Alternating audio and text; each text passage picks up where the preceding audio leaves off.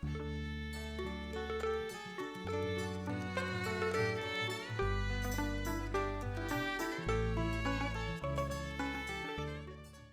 apa kabar sahabat keroncong?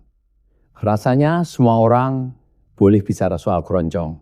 Yang akan bicara soal keroncong yang saya undang di dalam ngobrol ya soal keroncong adalah Mas Andri Tugu. Mas Andri Keroncong Tugu. Siapa yang nggak kenal beliau begitu ya? Saya kenal sudah dari 2009. 2018 tidak pernah bertemu lagi. Entah mengapa ini. Sepertinya beliau punya aktivitas lain. Ya Mas Andri? Ya aktivitas sih sekarang lebih banyak di rumah aja sih. Di rumah? Udah mulai umur kan. Sudah mulai umur. Dengan kita berkebun. Berkebun, asik.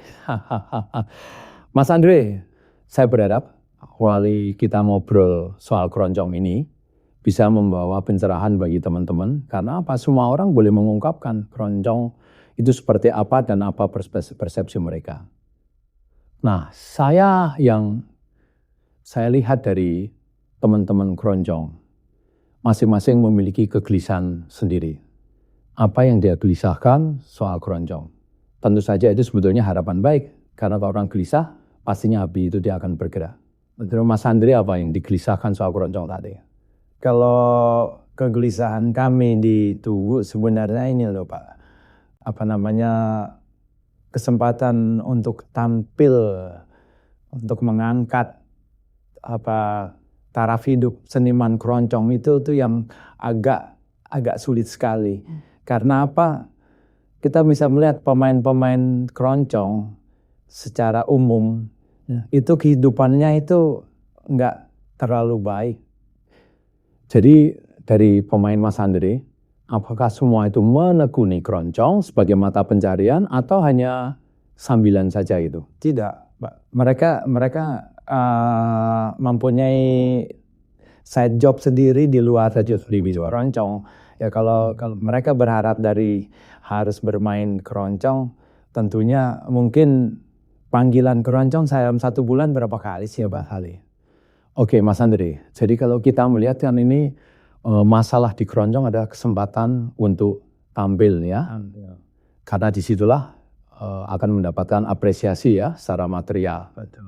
Agak berbeda dengan genre musik yang lain ya, yang kita lihat, waduh kalau grup band itu dalam sebulan ya sudah ada begitu. Nah kira-kira mengapa mereka kok tidak mau mengundang keroncong untuk hiburannya itu? Ya mungkin dari segi komersil itu kurang mendapat dukungan dari sponsor ya, kayak untuk tampil di televisi aja juga. Sekarang mana sih televisi yang mau tampilin musik keroncong secara utuh, pertunjukan musik yang memang disiapkan dengan baik.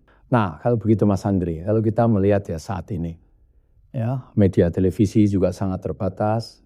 Pertanyaan saya, apakah tidak murni selera pasar? Enggak, bukan masalah itu juga sih Pak. Apa itu? Masalahnya juga memang saya secara pribadi melihat bahwa penilaian orang ya terhadap musik keroncong itu seperti anak tiri.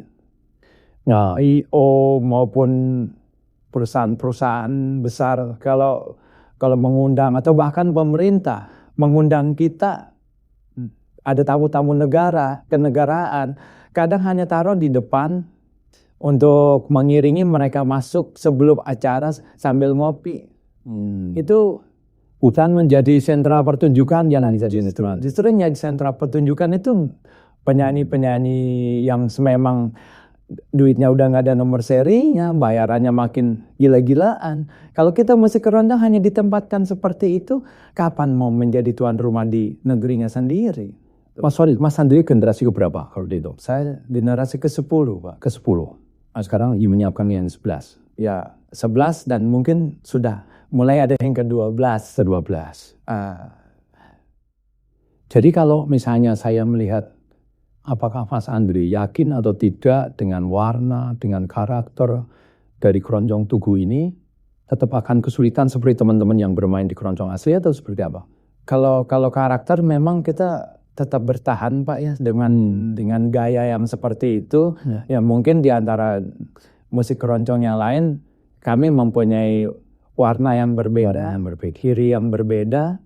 Jadi kita konsisten dengan apa yang kita pelajari dari awal. Sepasang mata bola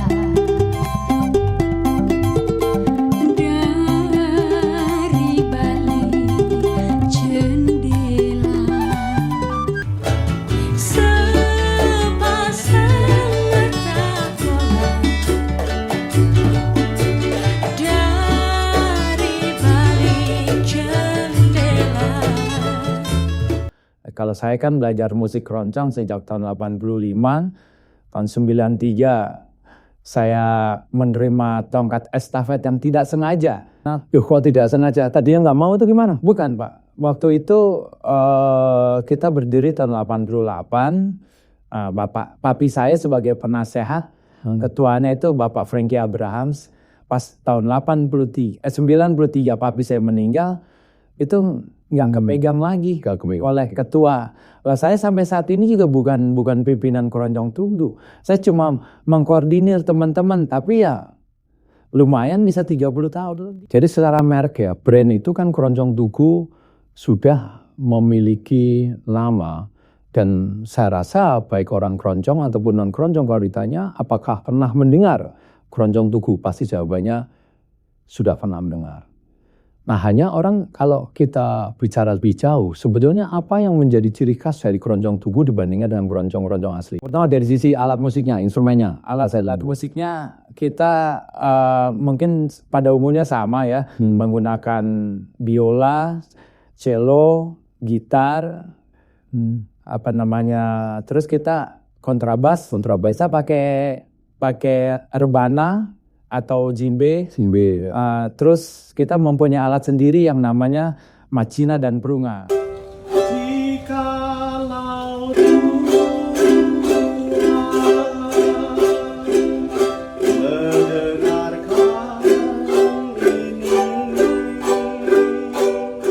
Kalau di keroncong pada umumnya kan cak dan cuk Pak. Ya. Kalau flute mungkin kita tergantung aransemen lah kita buat. Jadi itu dari segi alat. Beda di cak. Oke. Terus produksi seninya sendiri, artinya lagu dan model yang ditampilkan, apakah itu juga berbeda dengan produk asli? Belakangan kami memang lebih aktif menciptakan lagu Pak ya. Dengan format keroncong asli pun kita sudah buat. Keroncong asli sudah buat? Sudah buat. Oh, apa itu judulnya? Bisa sedikit. Keroncong Muda Indonesia yang pernah kita ikut lomba di sini, Sekolah Pilar. Waduh, lama banget dong. 2018 terakhir. 2018.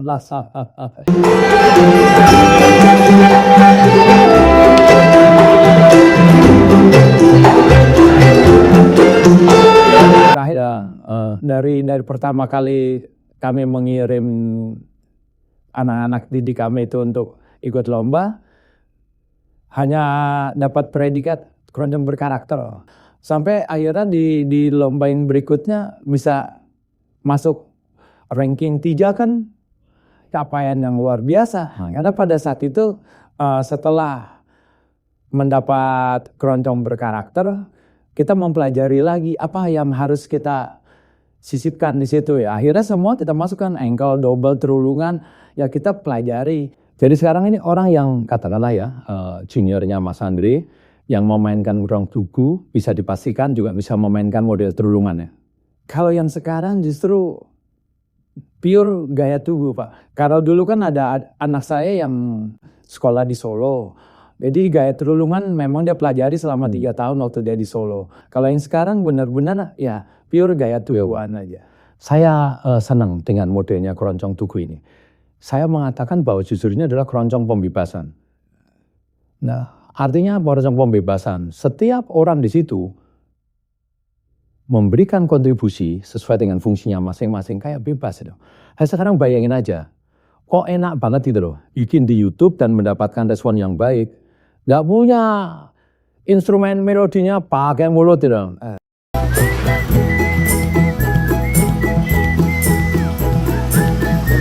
Nah ini yang saya harus apresiasi bahwa artinya kan kalau kita bicara soal keroncong bukan bicara soal pakem atau tidak pakem saja, tetapi bagaimana apa yang kita produksi bisa dinikmati. Betul Pak, ya kayak di Tugu juga kita bebas-bebas aja ya. Kalau pada umumnya kan keroncong intronya dengan flute, prospel atau dengan biola, tapi di Tugu bisa aja dengan rebana, pukulan. Saya rasa juga sering nggak pakai prospel juga. Jadi kebebasan itu memperlihatkan kalau memang Tugu itu mempunyai warna yang berbeda. Ya. Nah, Mas Andre, jadi bahwa untuk menjadi suatu produk berbeda yang sukses, itu ternyata ada beberapa syarat. Yang pertama bahwa produk itu harus betul-betul unggul, berbeda, dan itu nyambung ke rasa, kalau dalam bicara keroncong ya, nyambung ke rasa orang yang mendengarkan. Gitu. Nah, sejauh mana Mas Andre melakukan perubahan-perubahan, peningkatan dari musikalitas teman-teman keroncong Tugu dengan model yang seperti itu, supaya nanti ada kesempatan tampil, diterima di pasar dengan lebih baik? Ya, upaya yang dilakukan tentunya ketika ada orang mau ikut bergabung ya kita seperti yang lain. Kita melakukan audisi, Pak. Audisi. Kemampuan dia bermain musik, kemampuan dia menguasai alat musik yang akan dia pegang nanti ya. Terus latihannya kita juga harus rutin. Harus rutin. Oke. Apakah keroncong Tugu menerima masukan, kontribusi dari instrumen yang lain misalnya itu? Oh, itu pasti, Pak. Pasti. Pada saat tertentu kayak kita harus main musik dengan gaya Melayu. Tentunya alat musik akordeon itu harus ada yang main akordeon. Ada, walaupun bukan dari itu ya. Mereka dari additional player gitu ya, additional player ya. Ya. Terus pada saat ada pesta kawin dia kepingin ada rampak gendang. Ya. Nah, untuk mengiringi tarian Betawi, ya kita taruh ya. Kalau harus ada yang pakai saksofon, pokoknya semua alat musik nggak mungkin kita tolak ketika itu memang diharuskan dalam event yang diminta.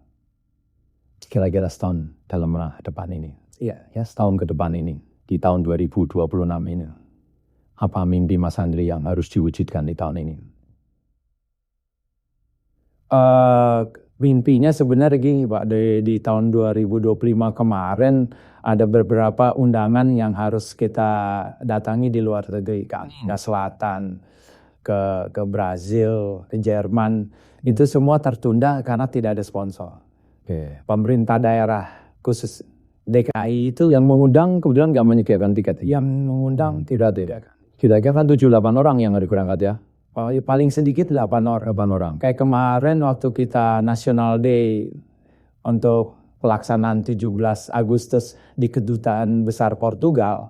Itu kalau kita nggak dapat sponsor juga dari pemerintah Indonesia tidak menyediakan. Jadi ada kerjasama yang diberikan oleh salah satu perusahaan BUMN. Itu memberikan full dari mulai berangkat, hotel dan segala macam itu disponsor. Padahal kalau pemerintah memberikan satu perhatian yang lebih khusus, katakanlah seperti keroncong Tugu yang mendapatkan kehormatan untuk bermain di luar negeri, ya harusnya itu menjadi momentum untuk lebih mengenalkan gitu.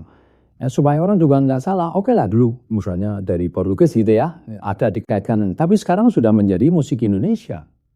Saya rasa kan begitu ya? Betul Pak. Kalau dibilang kaitannya dengan Portugis ya kami udah 2 kali ke Portugal, nggak ada sama sekali. Ya. Jadi kalau kita melihat ya teman-teman keroncong Tugu itu kan penuh dengan keunikan ya. Berkarya serius oke, berkarya sambil duduk-duduk santai juga oke. Yeah. Tetapi keunggulannya adalah pada interpretasi yang selalu dikaitkan dengan kegembiraan, kebahagiaan, rasa syukur gitu ya saya melihat. Nah, sekarang pertanyaannya Mas Andre, mau sampai kapan gaya kombo itu dipertahankan? Atau itu memang menjadi ciri khas? Atau memang ya itu hanya menunjukkan kita bisa serius, bisa main dengan santai begitu? Ya memang itu mengalir aja sih Pak. Pak pada saat kita latihan, terus kita bikin konten yuk. Kebetulan menggunakan alat yang sederhana aja sih Pak. Nggak perlu pakai alat, ada satu kamera ya seperti itu ditambah pakai HP. Pernah kita bikin konten di Sawalunto. Waktu kita sedang latihan Sawalunto ada siapa di sana ya? di Sawalunto, waktu itu kan kita diundang untuk Sawalunto International Music Festival. Pada saat itu kita sedang latihan kita lagu-lagu dari Sumatera Barat kita medley. Itu alat rekamnya sederhana Pak. Masing-masing pegang HP taruh di paha untuk merekam suara alat musiknya. Hanya kamera satu. D60 aja untuk bikin gambarnya.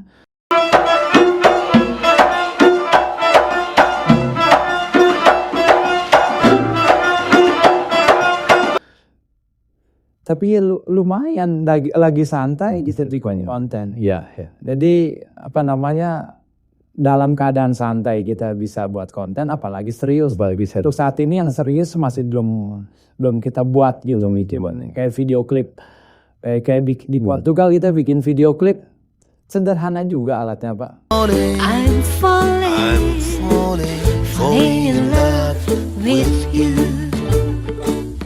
Waktu kita ke Jepang video klip sederhana, nggak perlu macam-macam. Hidup rukun dan sejahtera, bersaudara semuanya.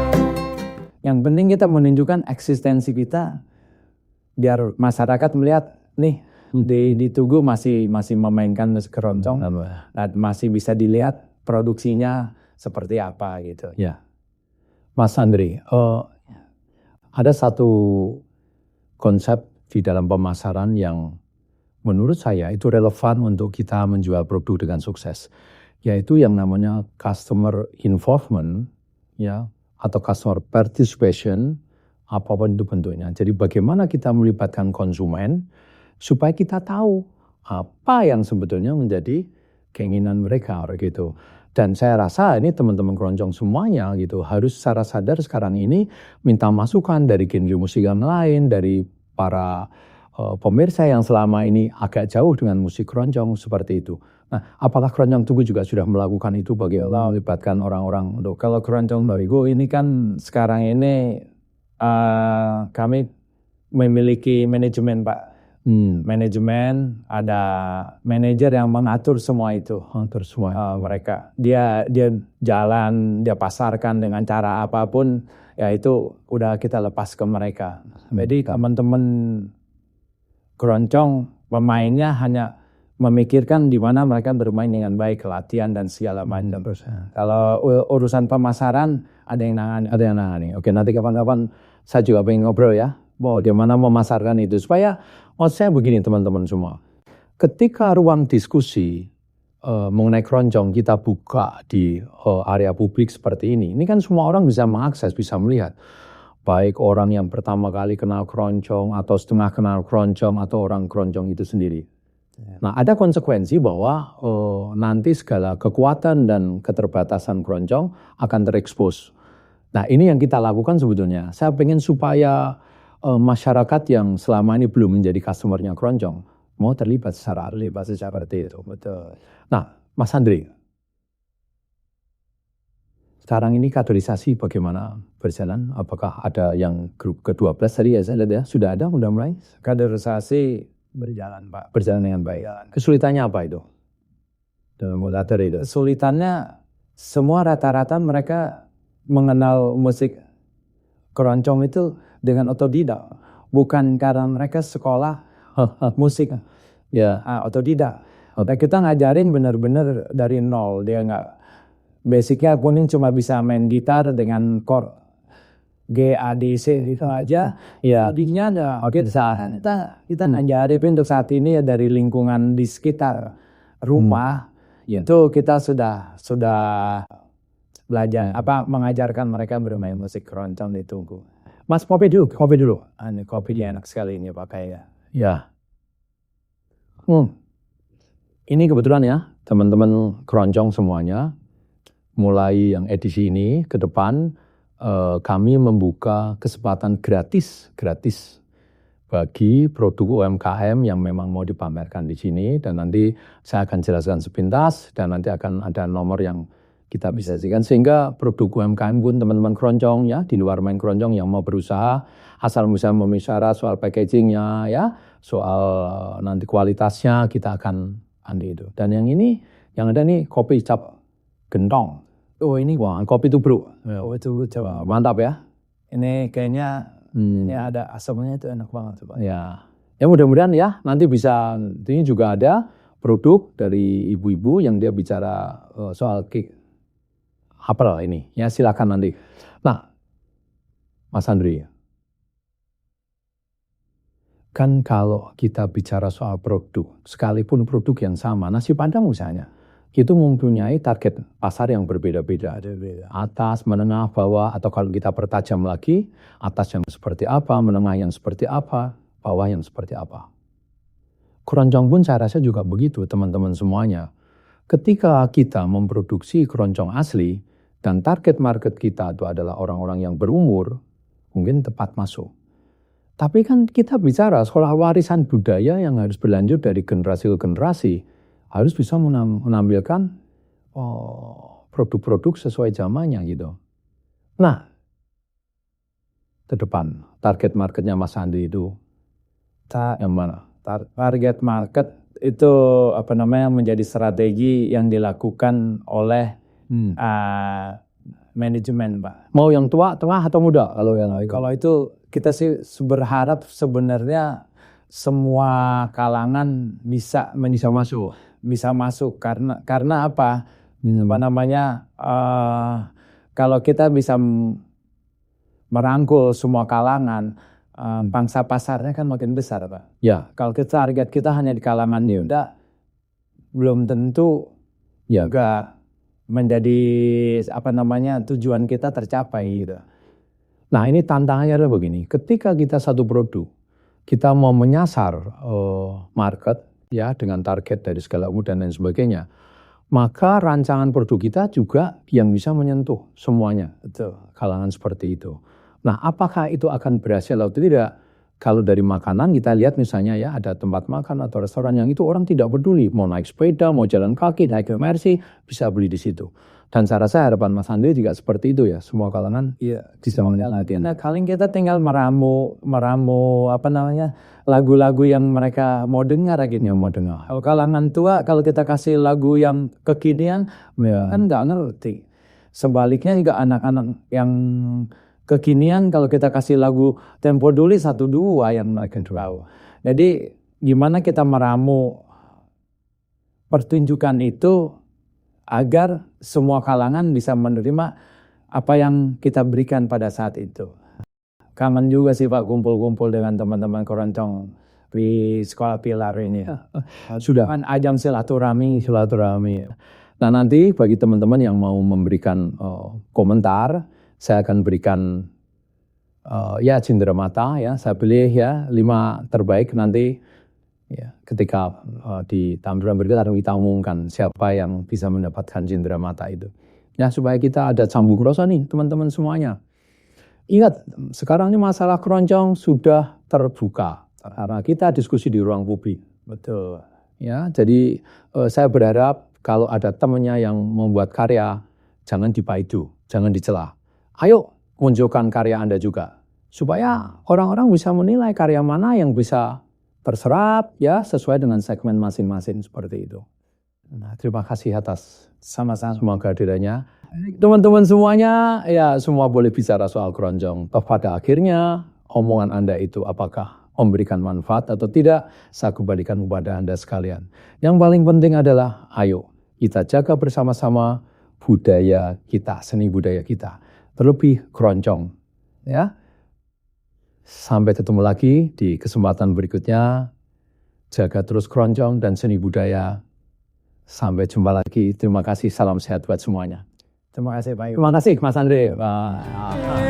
Esok hari